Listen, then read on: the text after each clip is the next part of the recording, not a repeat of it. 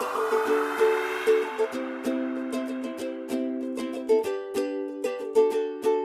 there, Courtney Murphy, Denver Metro Realtor here to give you your November 2022 Denver real estate market update. How you doing?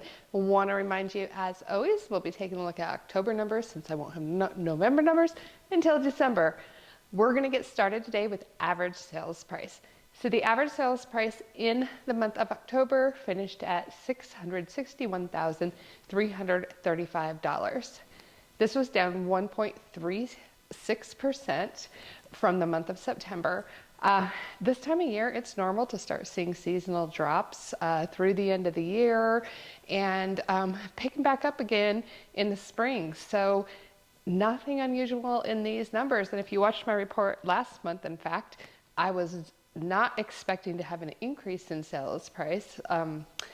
We normally see a bump in that October report, and I was kind of thinking we weren't going to see it just because of the interest rates and this changing market that we're having, but we did have that bump, and this month we did go down that 1.36%. And like I said, that's pretty normal for this time of year.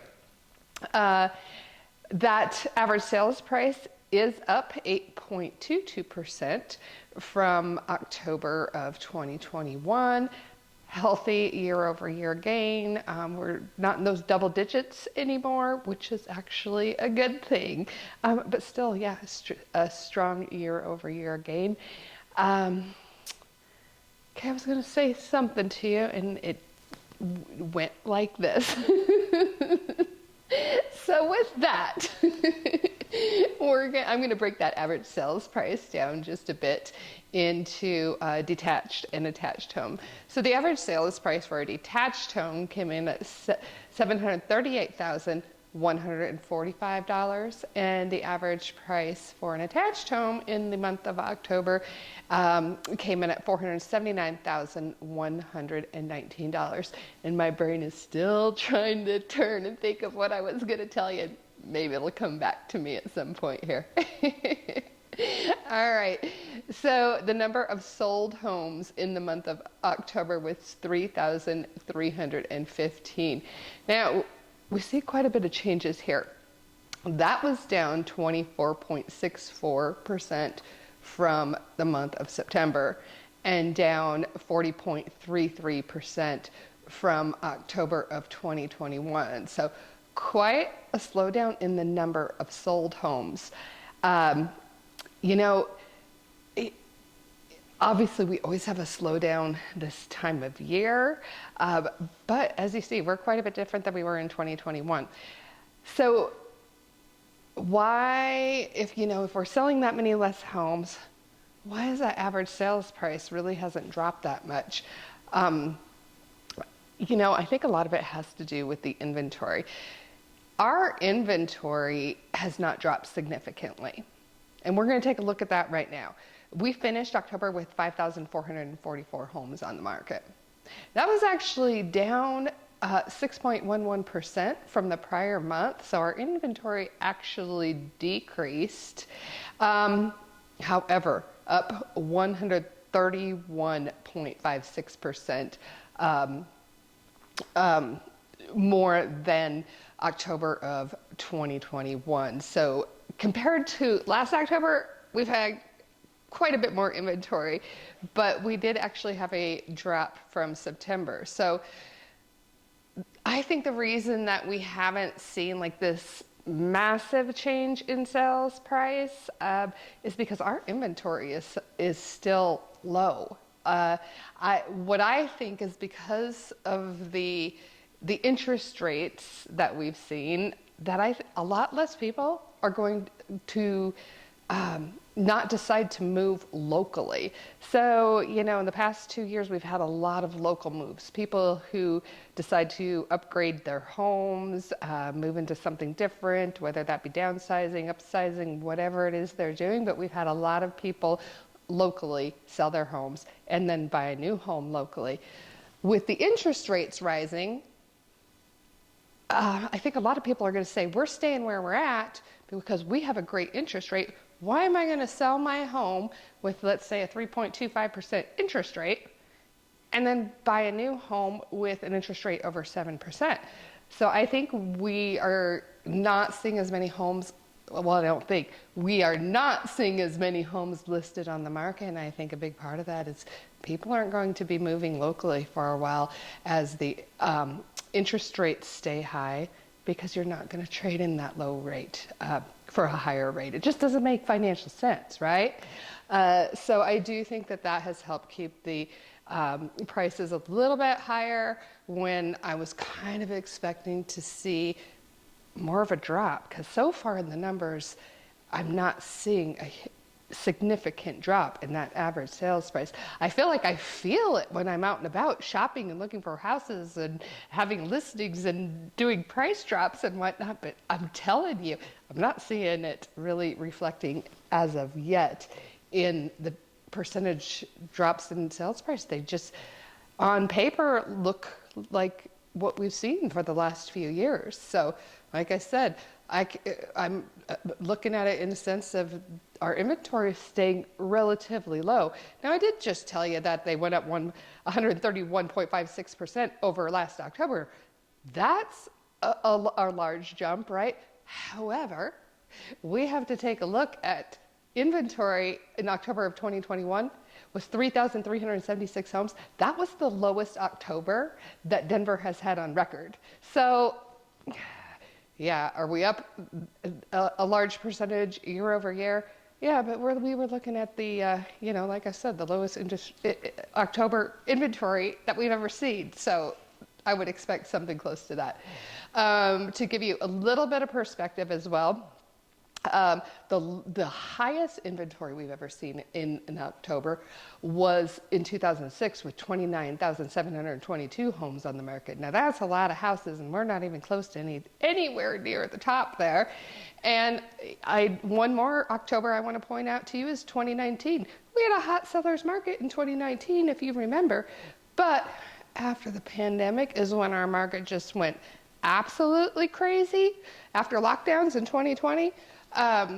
So in 2019, even before the pandemic, still a great seller's market. We had 8,557 homes that October. So you can see at 5,444 that we're at today, we're still lower than those pre-pandemic numbers. So hopefully I gave you a decent picture there of inventory and maybe how that's relating to average sales price at the moment.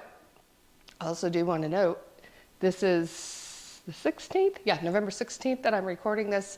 I'll probably get this out to you in the next few days. We have seen some slight interest rate drops in the last few days. So that's always good news too, to not always see them going straight up. But we'll just have to keep our eye on things and see how things go. I know the Fed said they were going to likely be raising rates again this year. Hopefully that inflation gets a little bit more stable and interest rates don't keep going up, but all we can do is watch and see. Average days on the market right now is sitting at 28 days. So last month they were sitting at 26, so they're sitting a little bit longer than that, which for sellers, it's time to be a little bit realistic that there's a good chance you're not going to list your house before the weekend and have it under contract on Monday is not the typical case anymore. You'd be very thoughtful in how you price your home so that it's not just sitting there on the market getting stagnant and stale. And also be prepared. A lot of what we're seeing right now are solutions to the interest rate. So I am seeing a lot of sellers offering closing cost credits to buyers to buy down their interest rate.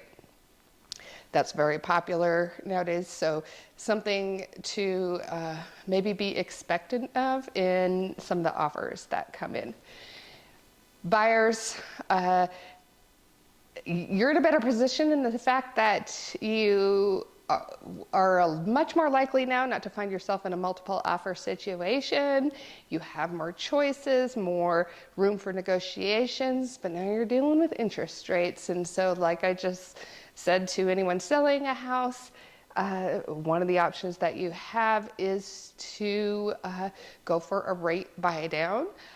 And also maybe consider taking a look at a new built home. A lot of the builders are addressing these issues too, and offering some sort of lower rates. Usually they are they kind of step up as the year, maybe at year one you have like a 3.99%, year two's 4.99, and the rest of the loan is 5.99. That's one that I've seen with several different builders, or they're offering closing cost credits for you to be able to buy down the rate, but they are addressing the rate issue, and that may be a place that you want to take a look. Also, a lot of builders are offering other incentives as well. As sales have dropped at builders, they are kind of revving up those incentives.